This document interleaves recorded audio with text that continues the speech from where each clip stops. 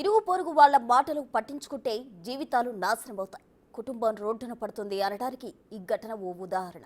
అలాంటి మాటలు తలకెక్కి అల్లారు ముద్దుగా పెంచుకున్న కూతురు ప్రాణాలు తీశారు ఓ కసాయి తండ్రి. గురుగ్రామ్లో రాష్ట్ర స్థాయి టెన్నిస్ క్రీడాకారిణి రాధికా యాదవ్ను తుపాకీతో కాల్చి చంపాడు తండ్రి దీపక్. ఈ కేసు విచారణలో సంచలన విషయాలు వెలుగులోకి వస్తున్నాయి.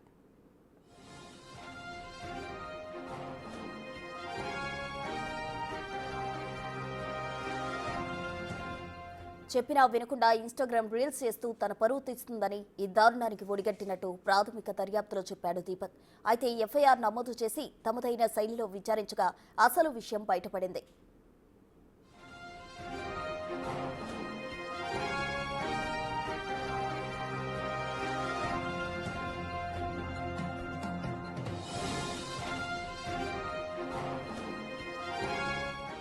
టెన్నిస్ పై ఇష్టమున్న రాధికకు చిన్నప్పటి నుంచే కోచింగ్ ఇప్పించాడు తండ్రి దీపక్. అసాధారణ ఆట తీరుతో రాష్ట్ర జాతీయ స్థాయిలో సత్తా చాటింది. అంతర్జాతీయంగా రాణించాలనే లక్ష్యంతో దూసుకుపోయింది.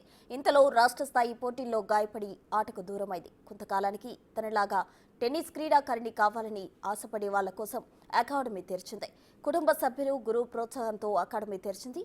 అనతి కాలంలోనే రాధిక పేరు ప్రఖ్యాతులు ప్రారంభించింది. దీపక్ కూడా తన ఎదుగుదలలో సాయం అందించాడు.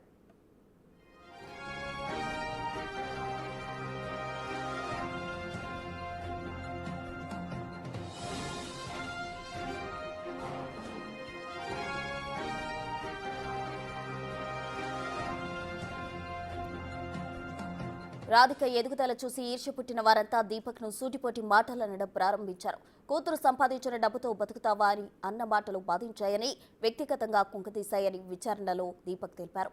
అకాడమీ మూసేయాలని చెప్పగా రాధిక నిరాకరించిందని, అందుకే ఆమెను హత్య చేశా అన్నాడు.